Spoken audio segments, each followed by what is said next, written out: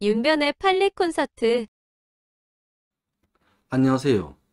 객관식 예상 지문을 통해 최신 대법원 판례를 살펴보는 판례 콘서트의 윤성현 변호사입니다. 지난 9회 동영상에서는 배임죄 중 이중저당에 관한 대법원 전원합의체 판례를 보았는데요.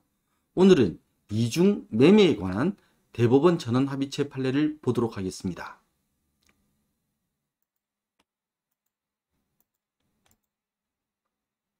오늘 소개할 판례는 대법원이 2018년 5월 17일 선고한 2017도 4027 전원합의체 판결입니다. 이 판결과 관련하여 예상 가능한 객관식 지문이 무엇인지부터 볼까요? 부동산 매매 계약에서 중도금이 지급되는 등 계약이 본격적으로 이행되는 단계에 이른 때에는 계약이 취소되거나 해제되지 않는 한 매도인이 매수인에게 계약 내용에 따라 부동산의 소유권을 이전해 주기 전에 그 부동산을 제3자에게 처분하고 제3자 앞으로 그 처분에 따른 등기를 맞춰준 행위는 매수인과의 신인관계를 저버리는 행위로서 배임죄가 성립한다. 이 판례도 워낙 유명해서 구독자 여러분은 아마 답을 알고 계실 것 같습니다. 오늘 이 판례를 통해서 배임죄 중 특히 타인의 사물을 처리한 자의 의미를 9회 동영상에서 알아본 이중저당의 사례와 비교해서 살펴보는 시간을 가지도록 하겠습니다. 먼저 판례에 나타난 사안부터 보겠습니다. 상가 소유자인 갑이 2014년 8월 20일 매수인 A에게 매매 대금을 13억 8천만 원으로 하여 상가를 매매하기로 하는 계약을 체결하였습니다. 갑은 계약 당일 A로부터 계약금으로 2억 원을 2014년 9월 30일 중도금으로 6억 원을 지급받았고 2014년 11월 30일 소유권 이전 등기에 필요한 서류와 상환으로 잔금 5억 8천만 원을 지급받기로 하였습니다. 여기서 상환은 서로 상과 바꿀 환이 합쳐진 말인데 서로 맞바꾸어라는 말입니다. 다시 말해서 잔금과 맞바꾸어서 소유권 이전 등기에 필요한 서류를 준다는 거죠. 그런데 갑은 매매하기로 한 상가를 A에게 인도하는 것에 문제가 생겨 A로부터 잔금 5억 8천만 원을 받지 못하고 A에게 부동산 이전 등기도 하고 있지 않다가 2015년 4월 13일 제3자인 B에게 이 사건 상가를 매매대금 15억 원에 매도하고 2015년 4월 17일 B 앞으로 소유권 이전 등기를 맞춰주었습니다.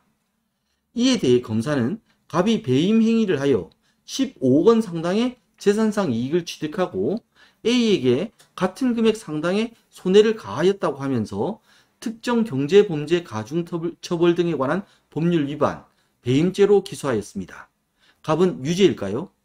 특정 경제범죄 가중처벌 등에 관한 법률은 너무 기니 앞으로 9회 동영상에서와 마찬가지로 국가법령정보센터의 공식 약칭인 특정경제범죄법이라고 줄여서 부르겠습니다. 이 사안에 적용될 조문은 지난 9회 동영상에서와 마찬가지로 특정경제범죄법 제3조 제1항 제2호와 형법 제355조 제2항입니다. 특정경제법 제3조는 3조 1항은 제355조 횡령 또는 배임의 죄를 범한 사람은 그 범죄 행위로 인하여 취득하거나 제3자로 하여금 취득하게 한 재물 또는 재산상 이익의 가액, 이를 이득액이라고 합니다. 가액이 5억 원 이상일 때에는 다음 각 호에 따라 가중처벌한다. 제2호, 이득액이 5억 원 이상 50억 원 미만일 때 3년 이상의 유기징역.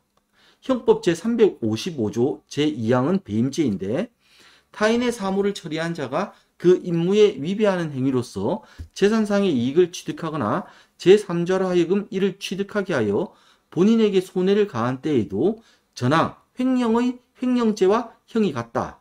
여기서 본인은 앞에서 나온 타인과 같은 사람입니다. 사안에서 갑은 A와 매매 계약을 체결하면서 자신 소유의 상가에 대해 A 앞으로 소유권 이전 등기를 해주기로 하였습니다. 그리고 계약금뿐만 아니라 중도금도 받았습니다. 그런데도 갑은 계약상의 의무에 위배하여 제3자인 B에게 이 사건 상가를 매매대금 15억 원을 받고 매도하고 B 앞으로 소유권 이전 등기까지 맞춰줘 버렸습니다. 그래서 매수인 A는 이제 이 사건 상가에 대해 소유권 이전 등기를 받을 수 없는 상태가 되어버렸습니다. 검사는 갑이 A에게 소유권 이전 등기를 해주어야 할 임무에 위배하는 행위, 즉 배임 행위를 하여 A 앞으로 이전되어야 할 15원 상당의 상가 소유권을 B에게 넘기고 15억원을 받아 재산상 이익을 취득하고 A에게 같은 금액인 15억원 상당의 손해를 가하였다고 보았습니다. 여기서 이득액이 15억원이므로 5억원 이상 50억원 미만에 해당하여 만약 갑의 행위가 형법 제355조 제2항의 배임죄에 해당한다면 특정경제범죄법 제3조 1항 제2호에 의하여 가중처벌이 되게 됩니다. 일단 갑이 매매계약상의 의무에 위배하여 제3자인 B에게 소유권 이전 등기를 해줌으로써 15억원 상당의 재산상 이익을 취득하였고 이와 동시에 갑에게 손해를 가한 사실은 A에게 손해를 가한 사실은 인정됩니다. 만약 갑이 A의 사물을 처리한 자에 해당한다면 갑은 배임죄로 그것도 특정경제범죄법에 의하여 가중처벌됩니다. 그러나 만약 갑이 A의 사물을 처리한 자가 아니라면 민사상 손해배상 의무를 부담할 수는 있겠지만 형사적으로는 무죄가 됩니다. 과연 어떨까요? 오늘 소개하는 판례의 사안은 통상 부동산 이중매매 사건이라고 불립니다. 부동산 이중매매 사건은 매도인이 부동산에 대해 매매계약을 체결하여 매수인에게 소유권 이전 등기를 해주어야 할 의무가 있음에도 제3자에게 이전 등기를 해줘버리는 바람에 매수인에게는 이전 등기를 해주지 못하게 된 경우에 매도인이 배임죄가 되느냐 하는 사건입니다. 지난 9회 동영상에서 이중저당 사건에 관한 판례를 소개했는데요. 부동산 이중저당 사건이란 부동산에 대해 채권자에게 저당권을 설정해 주어야 할 채무자가 제3자에게 저당권을 설정해 줘버려 채권자에게 저당권을 설정해 주지 못하는 것이 배임죄가 되느냐의 사건이었습니다. 어찌 보면 둘 다 구조가 상당히 비슷해 보입니다. 지난 9회 동영상에 대해서 시청자님 가운데 한 분이 근저당이 저당과 같은 것인지 댓글로 질문을 하셨습니다. 그래서 이에 대해 간단히 보충 설명을 드리는 시간을 가지도록 하겠습니다. 먼저 결론부터 말씀드리면 근저당권은 저당권의 한 종류로서 특수한 저당권입니다. 일반적인 저당권에 대해 먼저 말씀드리겠습니다. 예를 들어 A가 B한테서 1억 원을 연이율 10%에 1년간 빌리면서 자신의 아파트에 저당권을 설정해 주었다고 합시다. 그러면 A 소유의 아파트에 B 명의로 채권액이 1억 원이고 변제기가 1년 후인 저당권이 설정됩니다. 그런데 A가 1년 후 빌린 1억 원을 갚지 못하면 저당권자인 B는 저당권에 기해서 A의 아파트에 경매 신청을 하게 됩니다. A의 아파트가 경매로 팔리게 되면 그 경매 대금을 법원이 받게 되는데요. 이때 A는 다른 일반 채권자들에 우선하여 1억 원과 지연이자를 받아가게 됩니다. 이렇게 저당권은 1억 원이라는 확정된 채권에 대해 부동산을 담보로 설정하여 우선 변제를 받을 수 있는 권리입니다. 이에 비해 근저당권은 어떤 경우냐고 하면 예를 들어 A가 전자제품 대리점을 하면서 전자제품 제조업체인 B로부터 물건을 외상으로 들여온다고 합시다. B는 A가 외상값을 안 갚을 때를 대비해 A 소유의 아파트를 담보로 설정해 놓아야 안심을 할 수 있는데 이때 일반적인 저당권은 설정할 수가 없습니다. 왜냐하면 B가 앞으로 얼마의 전자제품을 외상으로 A에게 납품할지 알 수가 없기 때문입니다. 따라서 확정된 채권액이 존재하지 않으니 일반적인 저당권은 설정할 수가 없겠죠. 이 경우에 근저당권을 설정합니다. 근저당권은 계속적 외상거래와 같이 나중에 결산을 통해 채권액이 확정되는 경우에 일단 일정한 한도액을 등기하고 그 금액까지를 담보할 수 있는 저당권을 말합니다. 근저당권에서 담보할 수 있는 채권액의 한도를 채권 최고액이라고 부릅니다. 실무상으로는 일반적인 저당권은 설정되지 않고 거의 대부분 근저당권이 설정됩니다. 왜냐하면 일반적인 저당권의 경우에는 민법 제360조 단서에 의하여 변제기가 경과한 1년분의 지연 손해금에 대해서만 우선 변제를 받을 수 있지만 근저당권의 경우에는 지연이자가 몇 년치든 민법 제357조에 의해서 채권 최고액에 도달할 때까지 우선 변제를 받을 수 있기 때문입니다. 앞서 A가 B에게 연 이율을 10%로 해서 1억 원을 빌린 예를 들었는데요. 이때 B가 A의 아파트에 일반적인 저당권을 설정했다면 경매 시에 지연이자가 2년치여도 1년치 1,000만 원만 저당권에 의해 담보되어 원본과 합쳐 1억 1천만 원만 경매 대금에서 우선 변제를 받게 됩니다. 그런데 B가 채권 최고액을 1억 2천만 원으로 하는 근저당권을 설정했다면 채권 최고액인 1억 2천만 원에 도달할 때까지 2년치 지연이자도 다 우선 변제받을 수 있게 됩니다. 이런 점 때문에 현재 은행이 부동산을 담보로 돈을 빌려줄 때 대출 금액이 확정되어 있어도 예외 없이 근저당권을 설정하고 있고 실무상 일반적 저당권은 설정되는 경우가 극히 드뭅니다. 어찌되었던 근저당권도 저당권의 일종입니다. 이해가 되셨나요? 자, 이제 본론으로 돌아가 보겠습니다. 지난 9회 동영상에서 부동산 이중저당에 관한 판례를 다루면서 타인의 사물을 처리한 자의 의미에 대해서 살펴보았는데요. 간단히 복습해 보겠습니다. 배임죄는 타인의 사물을 처리한 자가 그 임무에 위배하는 행위, 즉 배임행위를 하여 재산상의 이익을 취득하고 타인인 본인에게 손해를 가했을 때 성립합니다. 여기서 타인인 본인은 사무처리자에게 본인의 재산상의 사물을 믿고 맡긴 사람입니다. 이렇게 타인과 사무처리자 사이에는 신임관계가 있습니다. 따라서 배임죄에서 말하는 타인의 사무는 신임관계의 기초를 둔 타인의 재산의 보호 내지 관리 의무를 본질적인 내용으로 합니다. 이러한 타인의 사무는 판례에 의하면 내용에 따라 두 가지 종류가 있다고 합니다.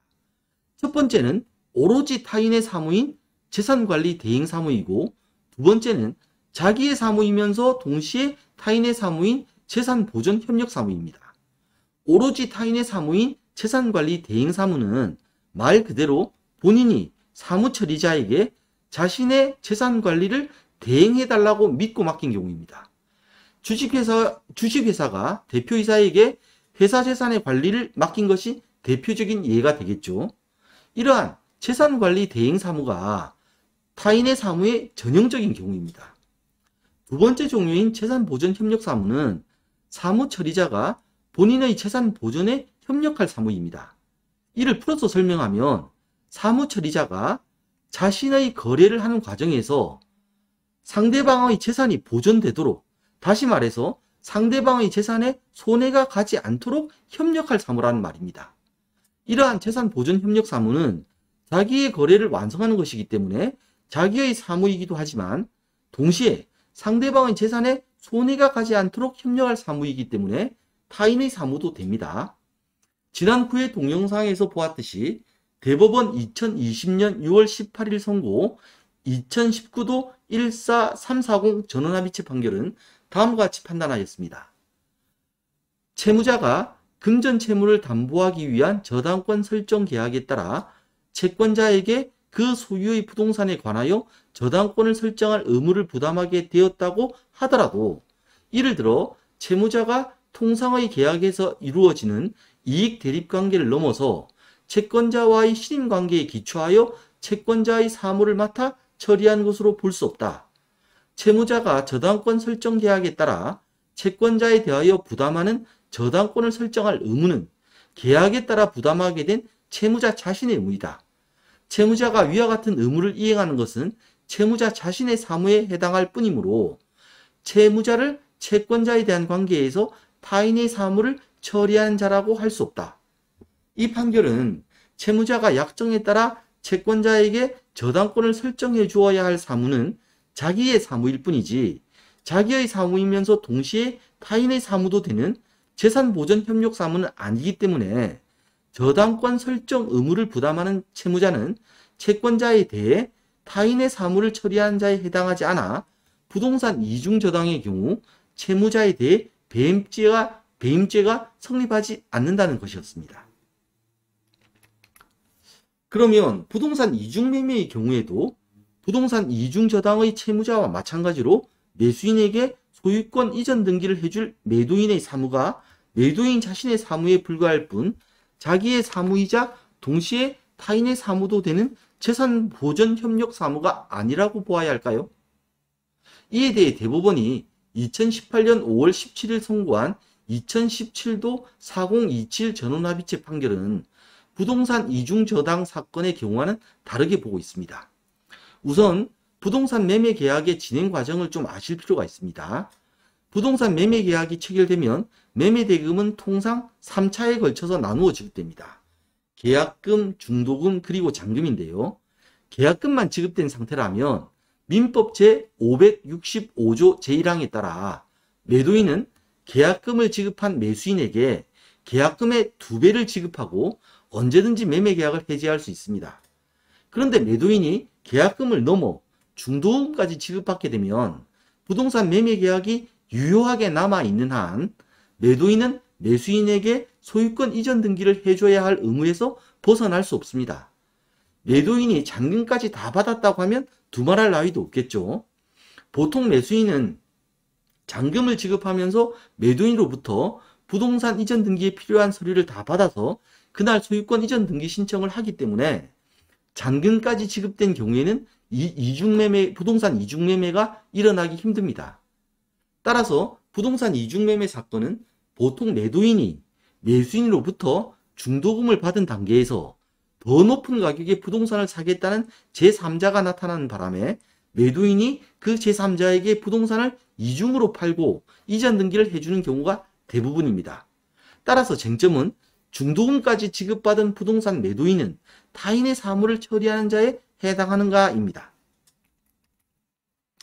대법원은 부동산 이중매매 사건에 대해서 다음과 같이 보고 있습니다. 부동산 매매 계약에서 계약금만 지급된 단계에서는 어느 당사자나 계약금을 포기하거나 그 배액을 상환함으로써 자유롭게 계약의 구속력에서 벗어날 수 있다. 그러나 중도금이 지급되는 등 계약이 본격적으로 이행되는 단계에 이른 때에는 계약이 취소되거나 해지되지 않는 한, 즉 계약이 유효한 한 매도인은 매수인에게 부동산의 소유권을 이전해 줄 의무에서 벗어날 수 없다. 따라서 이러한 단계에 이른 때에 매도인은 매수인에 대하여 매수인의 재산 보존에 협력하여 재산적 이익을 보호 관리할 신인관계가 있게 된다. 그때부터 매도인은 배임죄에서 말하는 타인의 사무를 처리하는 자에 해당한다고 보아야 한다. 이러한 지위에 있는 매도인이 매수인에게 계약 내용에 따라 부동산 소유권을 이전해 주기 전에 그 부동산을 제3자에게 처분하고 제3자 앞으로 그 처분에 따른 등기를 맞춰준 행위는 매수인의 부동산 취득 또는 보존에 지장을 초래하는 행위이다. 이는 매수인과의 신인관계를 저버리는 행위로서 배임죄가 성립한다. 따라서 중도금까지 받은 부동산 매도인이 매수인에게 부동산 이전 등기를 맡겨주어야 할 사무는 매도인 자기의 사무이면서 동시에 매수인의 재산 보존에 협력하여야 할 매수인이라는 타인의 사무이기 때문에 제3자에게 이중매매를 하여 소유권 이전 등기를 해주었다면 배임죄가 성립하게 됩니다. 어찌 보면 이 전합의체 판결은 지난 9회 동영상에서 살펴본 부동산 이중저당에 관한 전합의체 판결과는 논리가 일관되지 않는 느낌입니다. 저당권 설정 등기를 맡겨줘야 하는 채무자의 사무는 채무자 자기의 사무일 뿐인데 반해 도대체 왜 부동산 이전 등기를 맡겨줘야 하는 중도금을 받은 매도인의 사무는 매도인 자기의 사무이면서 동시에 타인의 사무가 되는 재산보전 협력 사무가 되어야 하는 걸까요? 우리나라 사람들은 대부분 집 한 채 가지고 있는 것이 재산의 전부인 경우가 많습니다. 매수인이 집을 살 때 대부분 원래 가지고 있던 집을 팔거나 전세금을 되찾고 은행에서 대출받고 해서 매매 대금을 마련합니다.